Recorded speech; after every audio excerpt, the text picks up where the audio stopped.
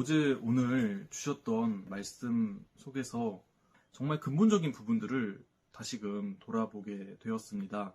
어떻게 보면 저는 말씀에 관심이 참 많았고, 그래서 비교적 빠르게 요한계시록의 진도까지 떼었고, 그래서 제가 새신자 딱지를 뗀 지 얼마 되지도 않아가지고 목사님께서 총무라는 직함을 갑자기 맡겨주셨는데, 그 순간부터 어깨에 힘이 들어갔는지 목사님의 가르침대로 하지 못하고 그저 중간 지도자들의 눈치만 살피면서 그렇게 제 입지만 지키려고 하는 이런 것들을 좀 돌아보게 되었던 것 같습니다. 그리고 어느 정도 목사님께서 개입을 하셔서 질서를 중간에 잡아주셨는데, 남자 청년부하고 여자 청년부가 어느 정도 분위기가 갈렸어요. 그런데 자매들은 목사님께서 오시면은 목사님 주위로 삥 둘러 앉아가지고 분위기가 오손도손 맞춰졌거든요. 그런데 거기에 그냥 자연스럽게 합류해서 목사님과 대화를 나누면 되는데, 제 나름대로 오기를 발동시키면서 목사님과는 더욱더 멀어지게 되었고, 근본적으로는 목사님께서 해주시는 말씀이 좋은 것보다는 어려운 그런 부분들만 먼저 편견을 가지고 생각해버리는 그런 상태까지 이르게 되었습니다.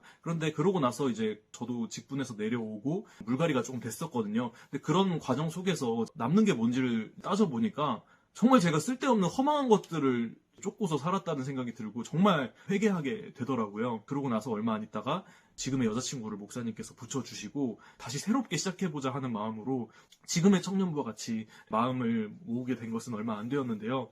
지금의 청년들의 모습을 보니까 제가 그동안 많이 오해하고 있었구나. 그리고 제 방식대로 편견을 가지고 생각했던 모습을 좀 돌아보게 되었고, 이런 모습들을 가진 저 같은 사람들이 있었기 때문에 전도를 할 수 없었던, 방해하고 있었던 모습이구나, 이런 부분에 대해서 회개를 해볼 수 있게 되었습니다.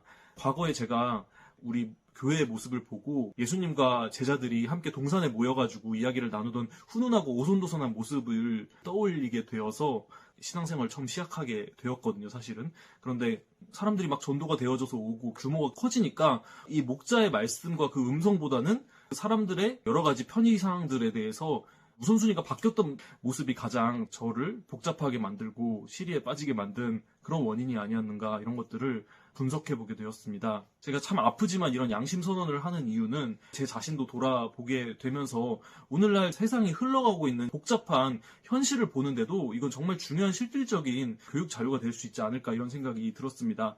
마지막 때 정말로 복잡하고 힘든 일들이 많겠지만은 그럴 때일수록 더욱더 내면을 단순화시키고 목자의 음성에 집중하면서 중심을 지켜서 진정으로 이 마지막 다가올 역사의 주인공이 되어갈 수 있는 저와 여러분들이 되었으면 좋겠다는 생각이 들었습니다. 감사합니다.